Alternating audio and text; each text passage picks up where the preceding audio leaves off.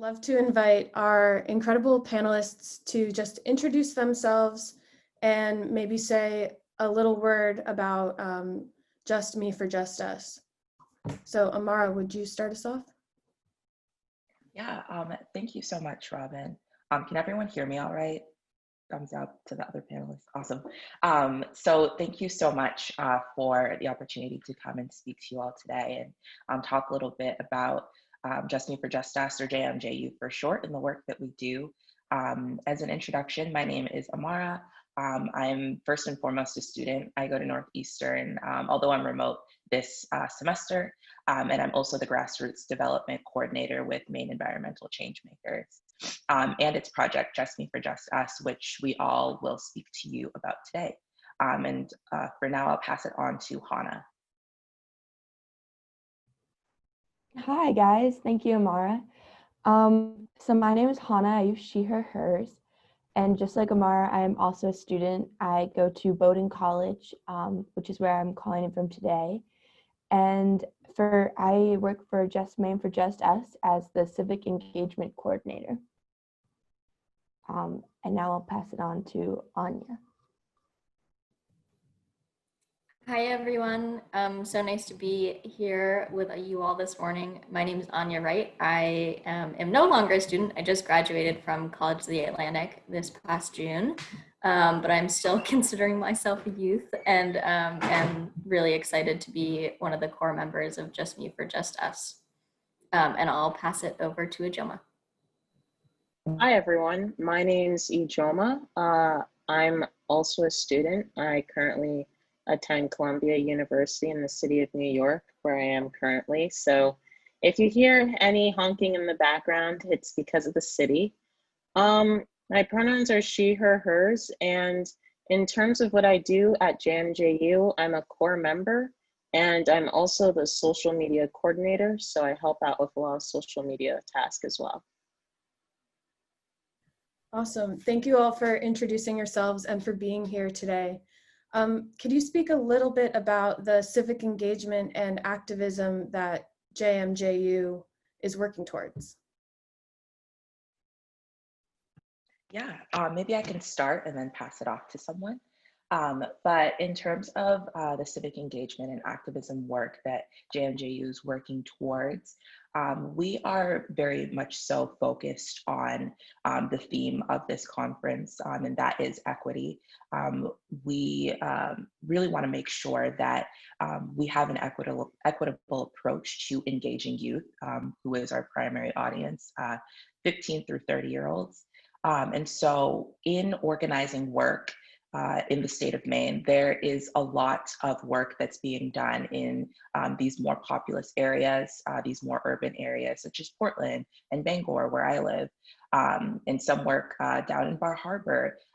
But there's not a lot of work in the more rural parts of the state, such as Western Maine and up in the county. And so in recognizing that, JMJU really strives to engage those youth who are in these places and to connect them with the opportunities and the information to spark social change in their communities as well. And also in being equitable, JMJU also strives to engage youth who identify as being part of BIPOC communities, and youth who are identify as being lower income. And so just in the civic engagement and activism work that we do, we just so try to engage youth who don't typically have such opportunities to go out and be activists because of maybe the location that they live. And just connect them with other youth who are interested so that they know that the issues in which they want to work towards and that they're passionate about aren't just issues that they're interested in. It's a community effort. And so in connecting youth to other youth who are interested in that issue, I think it's the greatest way to spark social change in their communities. And with that, I'll pass it off to anyone who would like to add to what I said.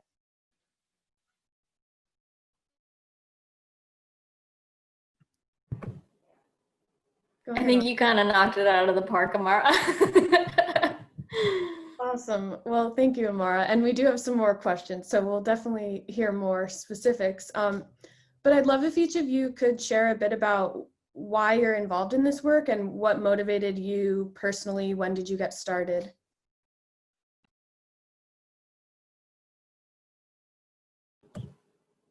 I can go first.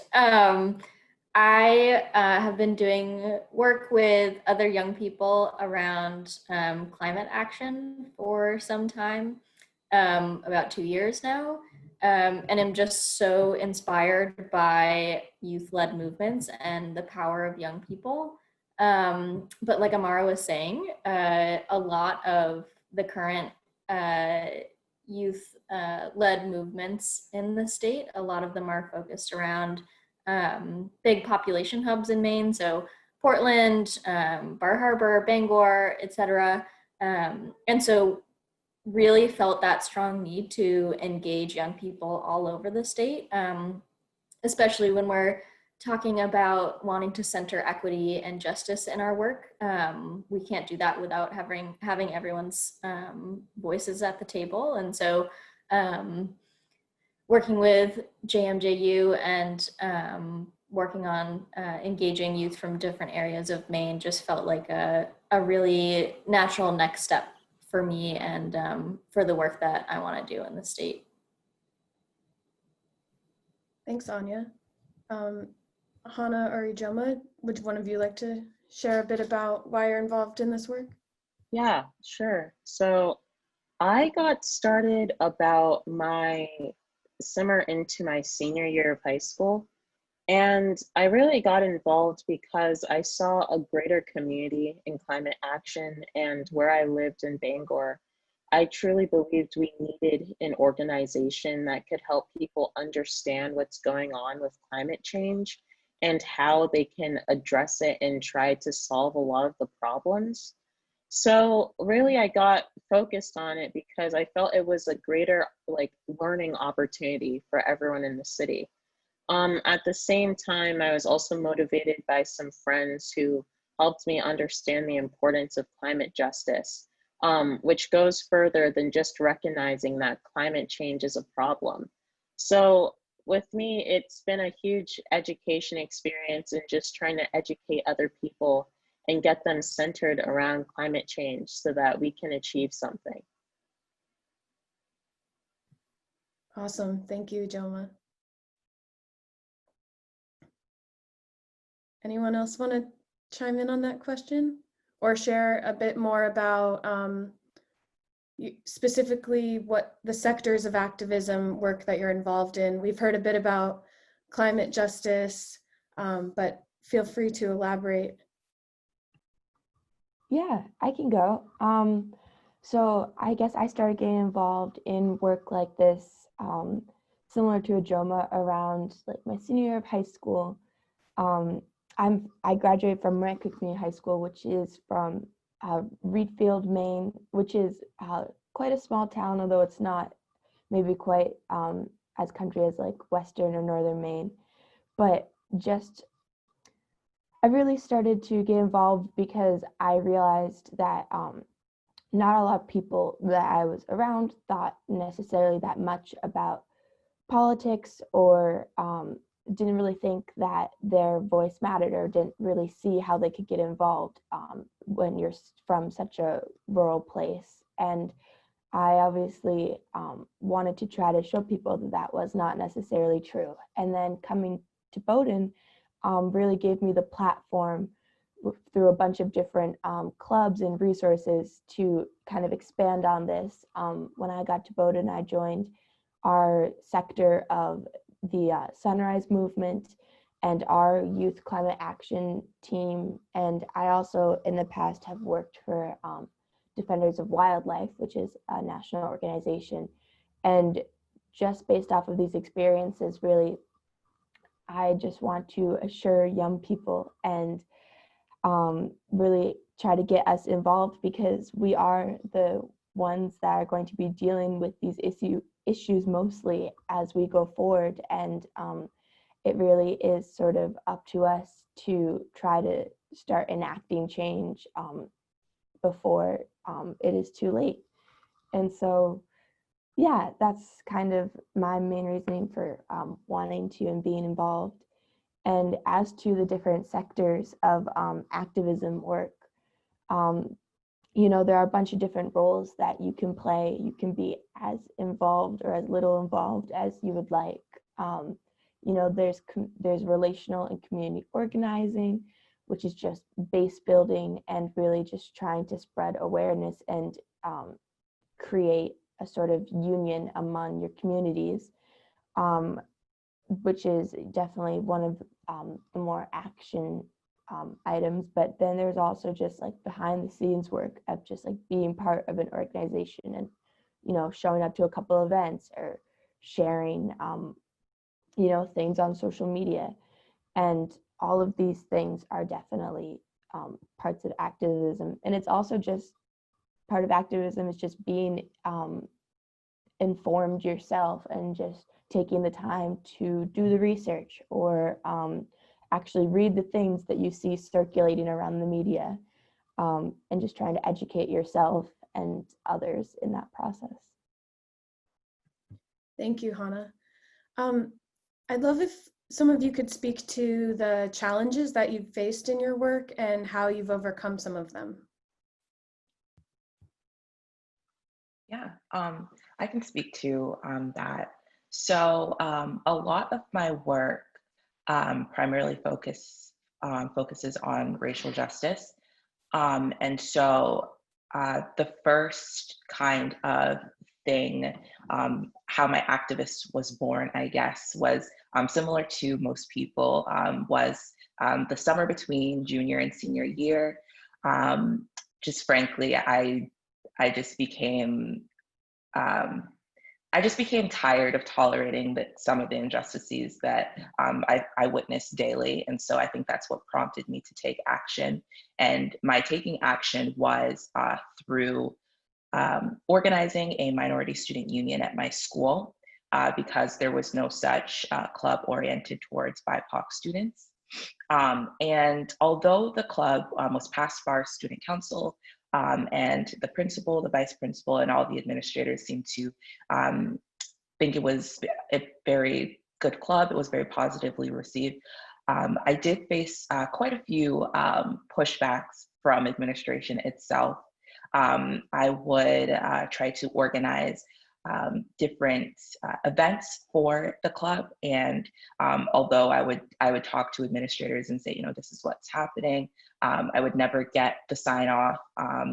And so I would schedule like meetings with people in my administration, and I couldn't get the time of day from them, and it was extremely frustrating.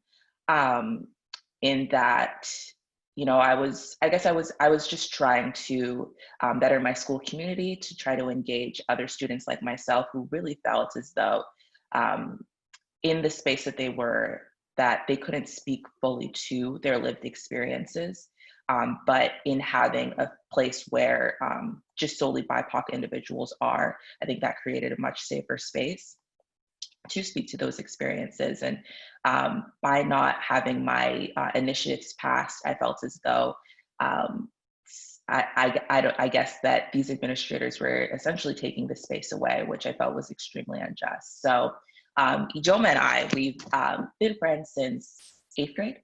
We've known each other since middle school. And so we saw this and the pushback we both experienced. And I know Ijeoma can speak to her personal pushback as well. And we went to our city council and school board joint committee meeting, and we just spoke to the need for more, I would say, bias and equity-based training, because although I recognize what the administration at my school was doing as biased and inequitable, I guess that without training or without that knowledge, that another member, another person, someone who isn't part of a BIPOC identifying community would not view it that way. Therefore, it's just so important that we have that same level of understanding. And so that's what Ijeoma and I really advocated for. And with that, at our school, we were able to get equitable training and bias-based training to not just teachers, but in this school year to students as well, amongst other policies that were passed. And maybe Ijeoma can speak to that a little bit as well as her personal experience. Yeah, thanks, Amara. So to elaborate off of what Amara said, it's been a lot of pushback from places that even I wasn't expecting it. To really go off of just that bit though, we did work with the BDN to publish our concerns because we met with administration, and we also went to a school board meeting in December. And even then we noticed that our concerns weren't listened to. And at the same time, after that meeting, we noticed that administration tried to abruptly sweep away the problem by gathering us for another meeting before Christmas break. So really, it was sort of a lot of placating and lip service and not a lot of action being done on their part to give some form of reparations or just fix the grievance that a lot of students of color at Bangor had suffered for a lot of these years. And so it was a matter of holding the school accountable and telling them what their obligation was to us as students. And this summer, making sure that they took the actions necessary to really get the job done and make sure that students at Bangor felt inclusive for all 4 years that they were at the high school. My experience with pushback has not just been on a really racial level, but also when it came to working with climate justice. I've noticed that a lot of people believe that climate justice is a left or partisan issue. However, I've always felt that the issue of climate justice has been something nonpartisan that includes everyone, because, you know, climate change is a problem for all of us. And so when I first was organizing Climate Strikes Bangor and organizing our first rally on September 20th, 2019, I tried to garner support from the school to host it there and to possibly to allow students to just leave.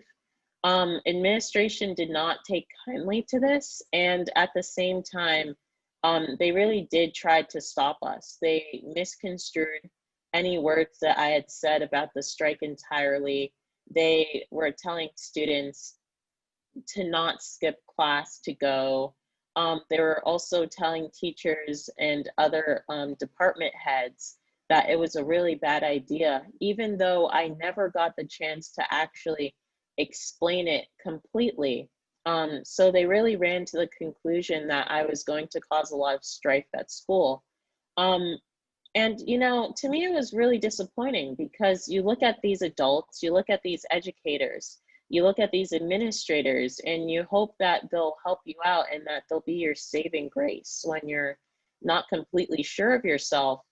And at that moment, I realized that, you know, I have to rely on my friends and peers to understand and organize these events and not essentially administrators, because, you know, they were very partisan about it. They didn't give me any room to speak, and there wasn't really any space to discuss at all. So after that point, I moved the time and the place of the rally. But either way, I didn't care about the consequences. And so I just decided to advise students, if they wanted to leave early, that they could do so. And, you know, that's their right, because, you know, an issue like this, that's going to be affecting us in the next 7 years, like something that essentially changes and impacts your future, students should obviously have the right to go out there and voice their opinion. So, you know, a lot of my challenges have been administrators and adults that I thought I could trust. And at the very end of the day, I taught myself a lot about independence and just doing what I needed to do to get the job done. Thanks, Ijeoma, for sharing, and Amara as well. Hajna and Anya, do either of you want to share a challenge that you faced in your work with civic engagement and activism?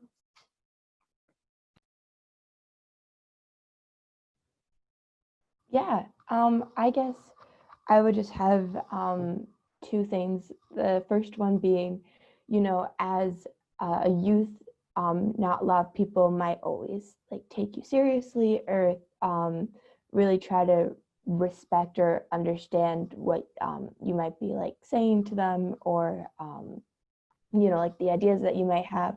But you know, that is, I think, you know, that just comes with like practice, and that's something that might just kind of always happen. But that's why it's super important to just support youth voices and get, if you are a youth yourself, like get involved in an organization like JMJU or Maine People's Alliance or Preble Street or something that has like the support and resources for you that you might need, so you can really try to be effective in your organizing and your work. And then I guess another challenge that I've faced would just be people, you know, like not always responding well, you know, like I guess for the example of like phone banking or like text banking or door knocking, like which is just some like organizing strategies that you can do within your communities. And I guess what I would say to that is really you just need to find what might work best for you and the community that you're in. You know, it might turn out that for your target audience and the work that you're trying to accomplish, it might be better if you did it mostly over like a social media platform as opposed to, you know, like the old-fashioned door knocking. And then another thing that I would say to that is to just, you know, like never give up. If these are your voice, if these are your views and your values, you just need to, you know, keep at it and, you know, keep staying true to what you believe and trying, you know, to persevere and, you know, because you will make a difference even if it doesn't seem like it at first.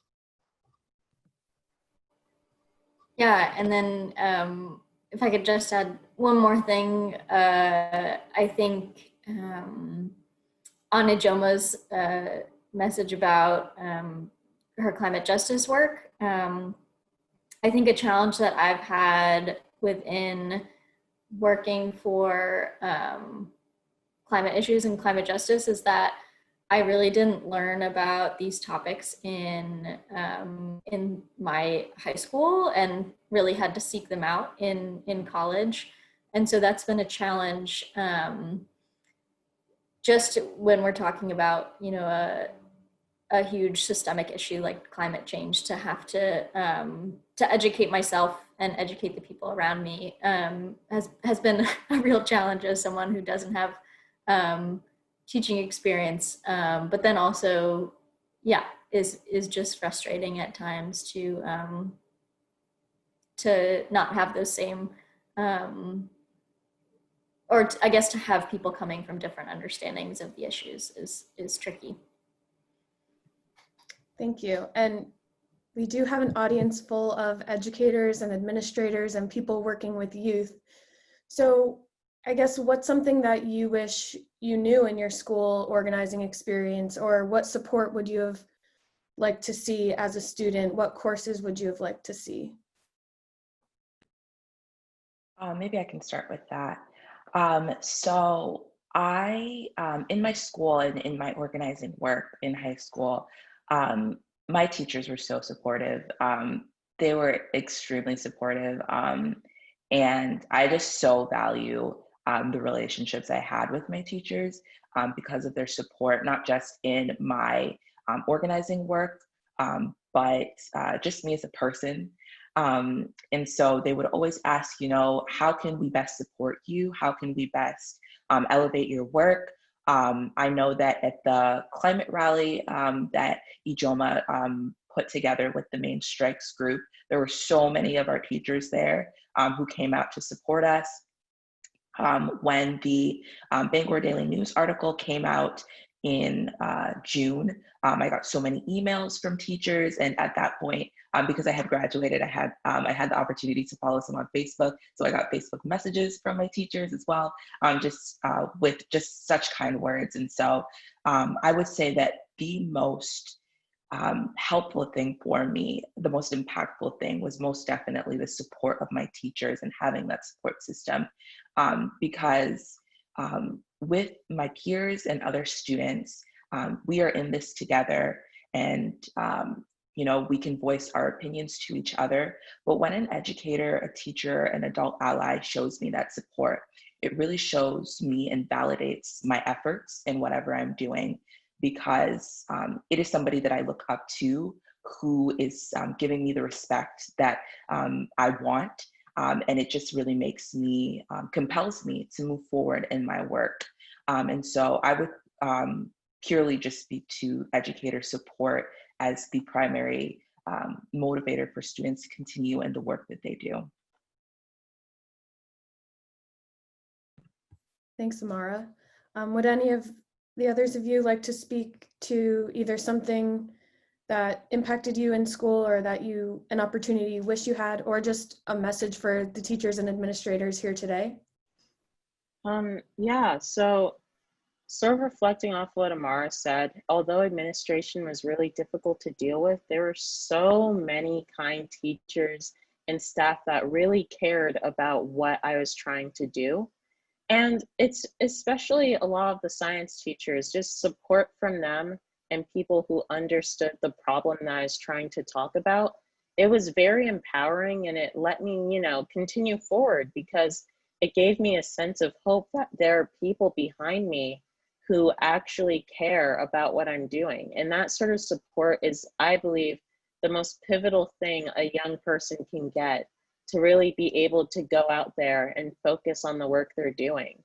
And to any teachers and administrators out there, I urge you and I beg of you to support your kids, because these kids overall, they just want your support. They just want some validation, and they just really want, you know, someone to lean on, someone to, you know, engage with and switch ideas with and discuss with and really gain experience and knowledge from. So definitely teachers and administrators should take the first step to promote kids to do this sort of work, because at the end of the day, it's really just helping out the community, making sure that everything's all set, and really encouraging ultimately people who might be future leaders as well. So really just giving them that push and giving them that helping hand can really mean a difference at the end of the day. If I could just jump in quickly, really agree with all that Amara and Ijeoma have said. Something that I would love to add as something that I think is really needed is, I think, coming from my own high school, public school experience, I went to school in Falmouth, and I know I graduated, I think it's like almost 7 years ago now, so it's a little bit, things might have changed, but there's a real need in our curriculum to learn more about the climate crisis and the reality of it, and also about these systemic issues of racism and sexism and all of these things that go into climate justice and things that we've been talking about. And so I think incorporating those things into the curriculum are so important, but then there's also work to be done on our end to help support you. And this is, I think, where I see a role of JustME for JustUS coming in, but let us know what you need to be able to teach us about climate change, because I think without solid climate change education, it's a real disservice to future generations who won't know what the reality of the world is going to be. And so, please reach out to us and let us know how we can make that a reality. Because certainly our teachers nowadays are doing so much, and you have a lot on your plates. And so any way that we can support you. But thank you. And that's a great segue too. Just keeping in mind that later this afternoon, there are the One Cool Thing sessions where we invite all the educators to share one thing in their practice, and there is a climate focused session. So if you want to dig in more there, there's also sessions around civic engagement, racial justice, COVID health, and others. So, but transitioning back into like what you're saying, Anya, about educators letting JMJU know what you need. Can you speak a bit more about, any of you could speak a bit more about JMJU, the work that you do, and how people can get involved?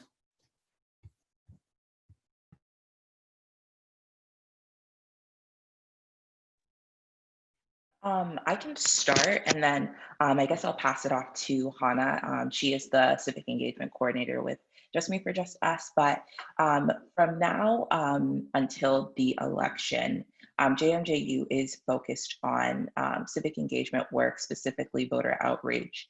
And just a personal side story on the importance of voting. I'm an immigrant, and so is my family.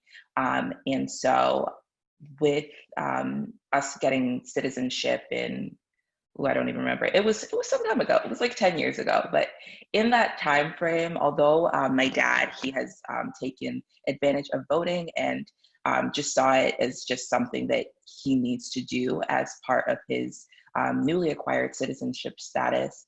My mother, she never really got out to vote. She actually never even registered to vote.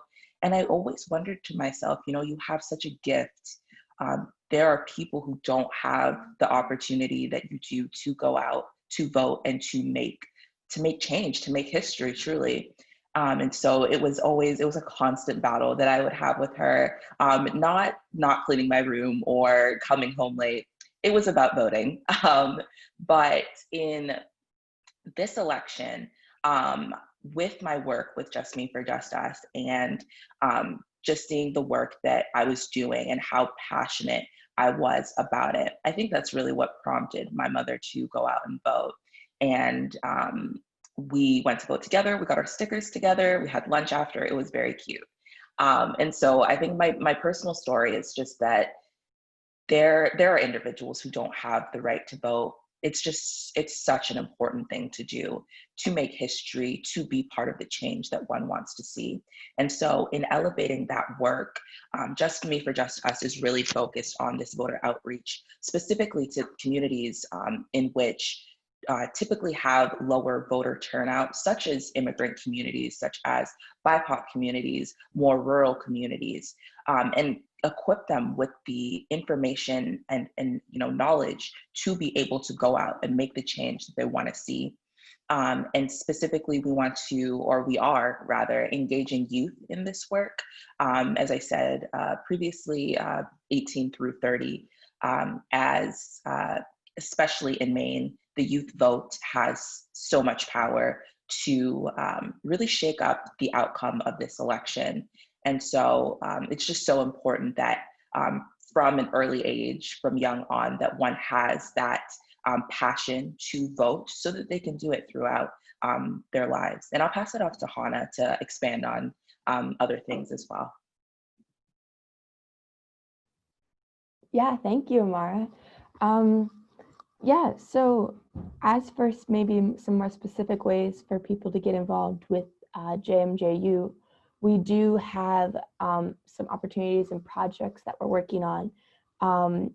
As Ijeoma mentioned, we do have a core team, which is basically just a space we meet once a week, and it's just youth throughout Maine, and we're just brainstorming ideas of new projects and events or activities that we could do to get some people involved and to really just highlight people's voices. An example of a project we're going to be working on is a short video project where we are interviewing youth throughout Maine, basically on issues that they think are important, or why, if they're eligible to vote, why they are voting in this election, if they're not, why people should vote. And we also are going to hopefully be starting up a newsletter where we will have a template for people to write and sort of highlight their voices in like a letter to the editor, an opinion piece about an issue or something that they might be very passionate about. So if any of these things sound like something your students might be interested in or something that you would like to hear more about, definitely reach out to us. I'm going to drop in the chat right now, if my Wi-Fi and laptop permit. There we go.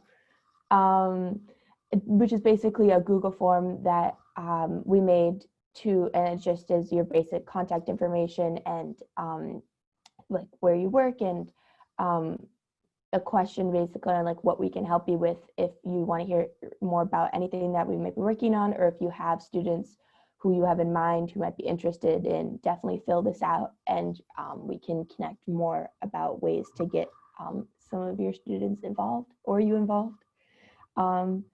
And yeah, we would love to have anyone join us. I mean, the more the merrier, and we're really just trying to, as Amara said, mobilize youth voices, especially with this upcoming election, but also, past that as well.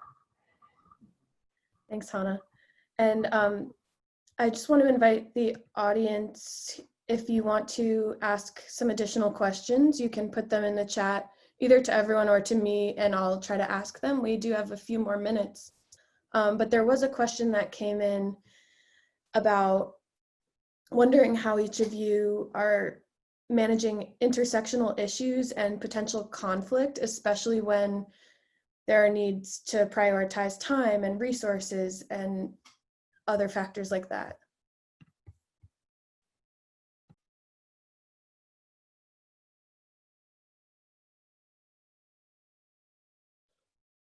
I can start. I spoke slowly so that somebody might be able to interrupt me, but that's a great question. So I would say that in this kind of intersectional work that JustME for JustUS is focused on, and I, in my personal life, am focused on, it is quite the balancing act. Whilst individuals might argue that one issue is more important than the other, my personal standpoint is that they're all connected truly. And so in that they are connected, when one is fighting systems of oppression in a racial context, then one is also fighting against the socioeconomic issues as well. When one is fighting against the climate change and the climate crisis issue, then one is also fighting against other issues pertaining to it. And so in that they are intersectional, I find that it is just, it's not that I'm allocating my time to one issue, it's I'm allocating my time to all of these issues because they're truly so connected in them. And in terms of kind of pushback, I feel like there's always going to be pushback in this work. For whatever reason, as Ijeoma referenced earlier, these issues are viewed as political, which I also, like Ijeoma, do not view any of these issues as political. These issues are impacting people's lives, people's well-being. These issues are social issues. And to put a political affiliation, a left or a right, on any of these issues that are impacting people's lives, I think is just frankly so wrong. And in that, just making sure that when we are talking about these issues, that we center them as, these issues, especially the climate crisis, is not just about numbers, it's not just about stats. These issues are impacting people's lives. This is what, this is not temperature data, this is not CO2 data, this is what, as a result of this data, it is doing to coastal communities, it is doing to marginalized communities. And so I think that really helps to offset that pushback, because there are very few people who look at a graph of CO2 trends over time and say, wow, I get it, I understand.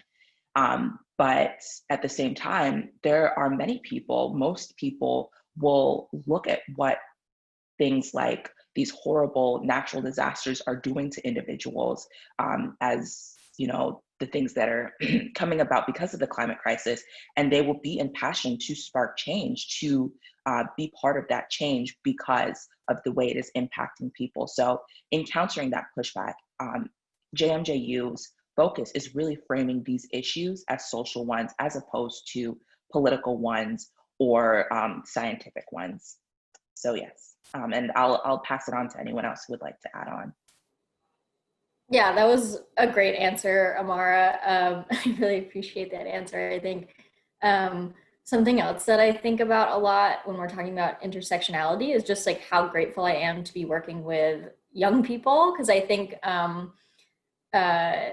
youth have this like beautiful view of the world where they can see these issues as totally intersecting, that sometimes I have a harder time explaining to adults. And so I think, yeah, like Amara said, it's a real balancing act, but also I think in terms of like movement building, if there is an opportunity to fight for, for economic justice or racial justice, the other climate activists that I work for or work with, just take that opportunity because they see it as a part of a broader movement. I think a good example is this past summer with the murders of George Floyd and many others, and the movement for Black Lives. I was on a call with other youth climate activists who just said like, well, let's just work on racial justice work and supporting the movement for Black Lives this summer. Let's not work on our climate work. And I think that's a really good example of how this movement is so much broader than just one issue. So yeah, and I'll pass it off to Hajna or Ijeoma if you have anything else to add.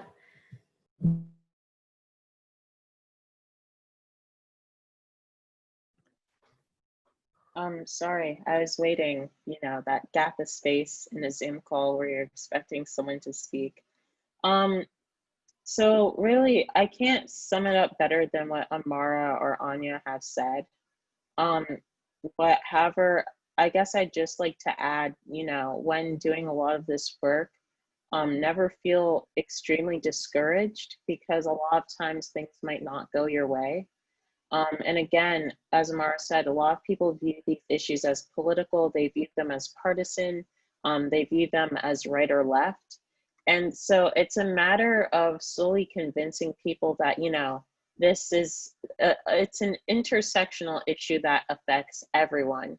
And it's a matter of rallying everyone together to understand that it's more of a human issue than either side trying to win political points. So it's a matter of trying to talk to both sides and appeal more to logic to get people to understand that a lot of these issues aren't as divisive as they believe them to be. So that's all I'd like to add to that. Thanks, Ijeoma. Hajna, any final comments from you? There we go. It always takes me a second to unmute and my laptop is so slow. It can barely like hold a Zoom with more than like 5 people. But yeah, I guess I would just, if this is, like summing it up, I would just say like, thank you all so much for coming to our panel and for listening. I see some people have already started responding to the Google Forms. That's super, super excited. And I'm so excited to, yes, Anya's doing a little dance. Yes, I'm so excited to reach back out to you and start working with you. And yeah, I guess just in summation, we're so happy to be doing this work, or at least I am, and it definitely is incredibly important. And I'm really happy to have opportunities like this to reach out to more folks to try to get more people involved. As Anya and Ijeoma and Amara have all said, climate justice is really entangled with a lot of other issues as well, and it's important to look at this from a, you know, cross-disciplinary perspective, and you really try to educate yourself on all of these areas, and you know, show students that they do have a voice and they can get involved and it matters. And I think that's what we're going to be doing here. So thank you all. Thank you so much, all four of you, for being here and sharing your insight and your experiences and your personal stories and amazing advice to our educators who are here.